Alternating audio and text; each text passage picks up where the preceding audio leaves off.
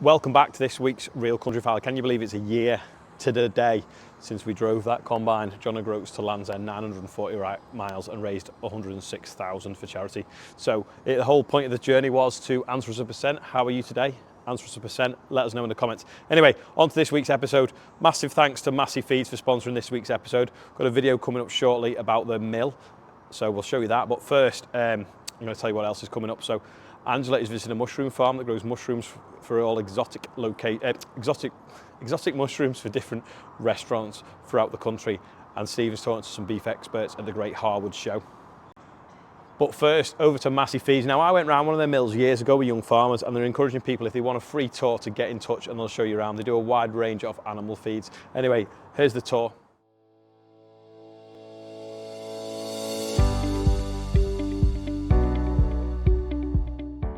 Welcome to Massey Feeds. When COVID restrictions were lifted about 3 years ago, we decided to open up our multi-species mills here at Holmes Chapel and Preston for mill tours.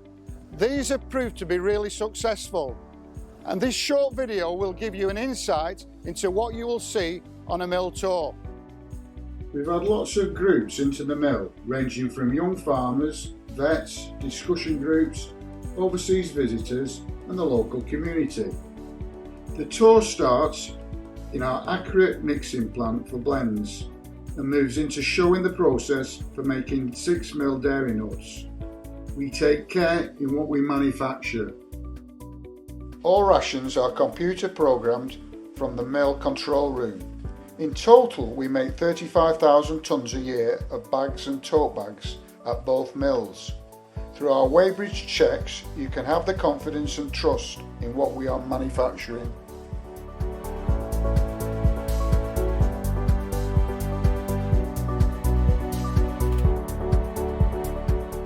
If you're interested in coming on a mill tour, please contact us on the number below for more details.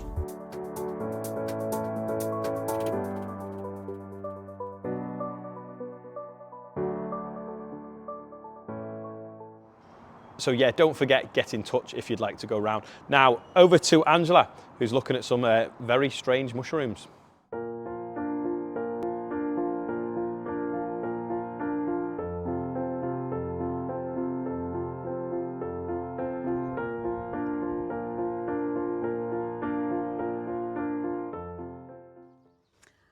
Well, today on the Real Country File, I've come along to a bit of a different kind of farm. So there's no livestock here, but there's something happening that's growing in these tunnels. So let's go and take a look. So in this polytunnel, I'm having a chat with Laura. So Laura, you're part of the company here, Woodhouse. Specialty mushrooms. Woodhouse Speciality Mushrooms. So, Yeah. so tell us what is actually going on here in this polytunnel. So we've got 2 of the tunnels out here. We have said it's a workshop. We've got 2 tunnels here where we're growing with mushrooms. Okay. So we're growing a variety of oyster mushrooms. We've got lion's mane mushrooms. We've got a couple of outliers here, like our more medicinal reishi mushrooms, and then we have a couple of speciality strains as well. So in this tunnel in particular, we've got our grow rooms. And then in the tunnel across the way, which we can go into in a bit, we have our production area and our lab where all of the front end work gets done before we start fruiting them out here. I've never been to a mushroom farm ever before, so it's absolutely fascinating. So I can't wait to have a look round. So yeah, let's go and see how the process works. So now we've moved into the next room that we take our mushrooms into. This is the lab. So we've got our appropriate lab outfit on, some good Crocs and a lab coat. On the shelf here, we've got loads and loads of jars of liquid culture. So we have all sorts of different strains here. And what it is what's inside it is the mycelium, and that's the network of the mushrooms that will grow underground that you don't usually see, because the mushrooms that we eat is the fruiting bodies. It's only like the apple off the tree for them. So most of their strength is this mycelial network. We grow it out in these jars of liquid culture, which just means it's suspended in sterile water and it's got a growing medium in there. I usually just like to use sugar water for it. But they'll grow quite happily. Once it's grown through all of these different containers, we can add it into grain, which is one of the other things that we prepare in the front area. This is just hydrated and simmered a little bit to make it softer for the mushrooms to consume. When the mycelium grows through the grain, you get all this white material. When it's starting to look a little bit more recognisable as a mushroom now. What we would do with this grain is when we get our blocks out the steriliser that are made of the soy and hardwood pellets, we then break this up and we add a little bit into every single bag, and they kind of act like mushroom seeds then, and from there onwards the mycelium will germinate into the bags that we've prepared and start growing through to create our grow blocks. So going down this tunnel here is where we'd actually find the fruit of your labours and actually look at some mushrooms that we would hopefully recognise. So let's go and have a look at this. Run down. So we've just had a lot of rooms just built. And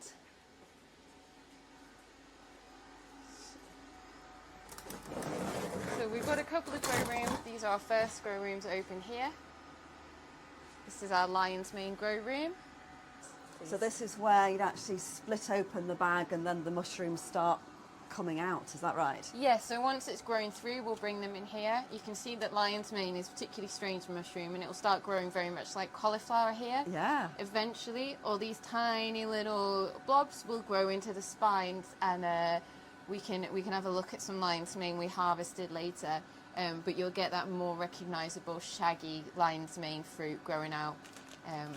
And when it's ready, do you just sort of like twist it and it comes off, or do you have to get a knife and slice it, or how do you actually harvest a mushroom? So there's so much personal preference. What I like to do is I would just take hold of it, give it a little twist, and generally they'll come straight out. So we make very small incisions out of the bag, but a couple of people on site prefer doing it with a knife here. So it's just whichever you're comfortable with. This is our oyster room. In here we've got most of our oyster varieties and quite a lot of freckled chestnuts here at the moment.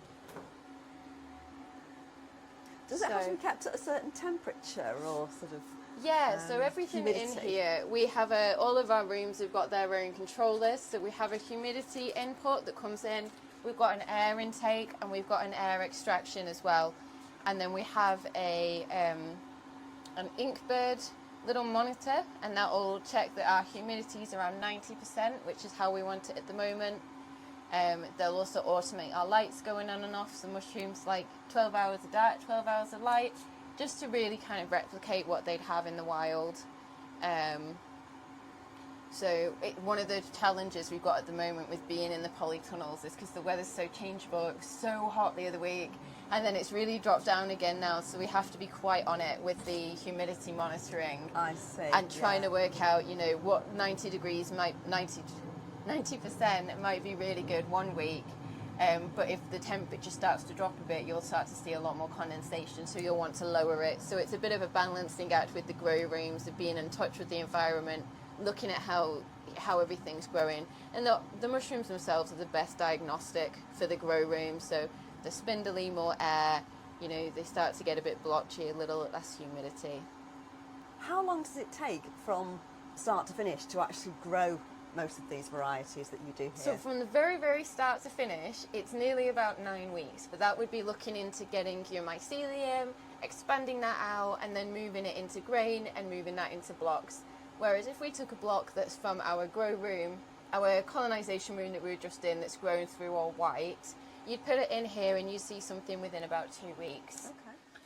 So, it's brilliant looking at all of this mushroom production, but from a commercial point of view, we need to know how the business works and where you sell it to. So where do they actually go when you've packaged them up like this? So most of our mushrooms at the moment are going to restaurants in Manchester. So when we fruit the mushrooms here, we'll end up with selection boxes. We've got these oysters didn't go this morning because they were a little bit overdone, but we've got some beautiful freckled chestnuts and some of the tiny lion's mane that didn't go this morning. You can see the nice spines on. So the boxes that are made up like this, they go to mixed boxes.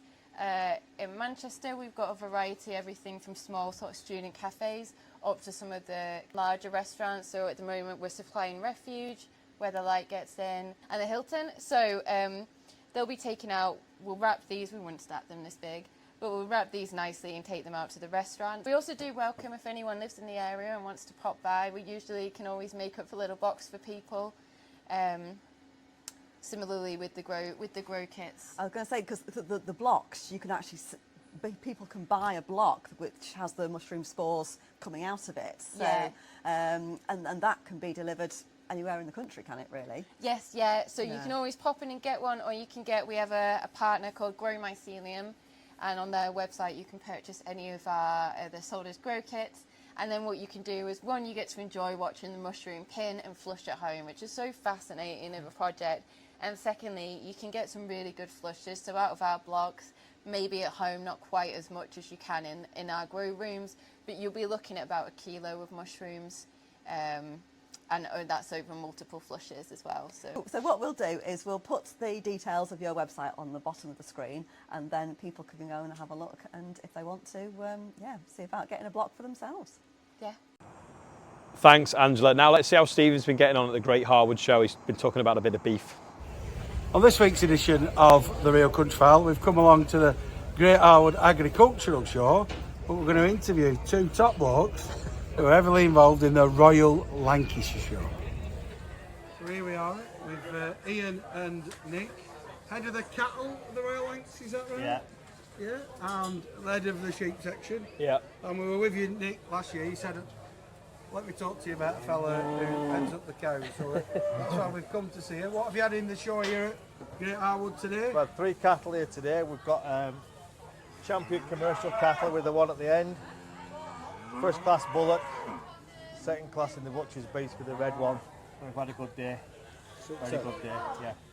And you're looking for entries for the Royal Lancashire Show, is that right? Yeah, schedules are online now. We're all for entries, so we're hoping for a very good turnout. We've got the Cemento National Show there. The Dexter National Show is coming to us next year. So hopefully the weather will be good for us and we'll have a great day. Nick, we had a bit of wet stuff at Royal Lancashire Show last year. Yeah, we did. It didn't really, dampen anybody. It made everything better. Everybody worked as a team, and we got in and out, and hopefully we'll get good entries for this year's show. And it's fair to say, gentlemen, that last 10 years Royal Lancashire Show's had a bit of a checkered history. You're going back from strength to strength every year and getting more and more entries, and a lot of new people maybe trying their hand at showing as well, Nick. Yeah, definitely. There's people travelling from us, but this time I've had somebody enter from South Wales, and as far up as Glasgow, they've got people travelling. You know, they are starting to come back to the show now. They can see it's going from strength to strength. What's your personal favourite part of these agricultural shows? Does it for you? Going home at the end of the day. No, seeing people happy, seeing children, seeing people smile, putting a smile on kids' faces when they're winning prizes and being involved with farming and educating people into actually knowing what farming's all about. And what is it about this year? How's it been for you as a farmer this year? It's been very hard. The weather's been against us, rising costs, one thing and another, but we're through it. We're back into show season now. First show under our belt. We're ready to go, and hopefully we'll have a good season. And there's a question that I've been asking lots of farmers. There's a general election coming. If you had one thing you could say to the next leader potentially of the country, the next PM for farming, what would that be? What would you, if they were stood in front of you now, what would you say? Don't vote vegan. Is that... and Nick, what about sheep job for yourself? That's quite, yeah, you're a beef farmer there showing his hand. I don't know. I'd just tell them to book their ideas up and back the British agriculture more than importing rubbish. And one of the classes that you've won today, Ian, was that you said the butchers. We've won up commercial champion. Yeah. With the beef. So yeah, not the butchers champion were up there. We got second in the butchers champion. So you come second in the butchers champion. Yeah. There's that direct link, isn't there, to the consumer? Yeah, definitely. Yeah. When they see cattle live like this, they can relate them back to the consumer. This is all field to fork. We can tell them where this cow was born, where it's been fed on, where it's been reared, where it's going to go to slaughter and be sold at the end of the day. It's all about, you know, earn miles, whatever it is, and, you know, educating people to what it's all about. And I guess then, what you might say, pair of you perhaps, is to whatever happens with after the politicians is let more people know that that's happening. That, you know, you can get fantastic stuff. On your Bread doorstep. on your door, yeah. There's a lack of that. Yeah. You get some school children don't even know where the food's coming from. They just think it is literally from a supermarket, when it's actually not. It's, you know, right on the doorstep in the fields where it starts. So whoever gets in, book up your ideas and let folk know. Yeah. British beef, lamb, produce is the best. Yeah. Super. Not only people that come on a boat, it's shit meat as well. There you go. Well, thank you for your time, lads. Thank you very much. You're still looking for entries for Royal Lancashire Show as always, aren't you? Yeah, definitely, yeah. More Sheep the entries better. close on Friday, the 31st of May, and when do yours close? 1st of July. Right. Well, we'll be going out after that, so hopefully you might have had an extension. Thank you very much, thank you. All right, cheers Stephen. Eat Bye-bye. British. Bye-bye. Thanks, Stephen. Now, if you had one thing that you could ask a leader of this country, what would it be? Let us know in the comments. That's about all for this week. Thanks to our sponsors, Massey Feed. Don't forget, check out their website. They make a wide range of agricultural feeds. I think the link is actually below, so you can go and check that out. And thank you all for watching. That's all for this week, and we'll see you next time.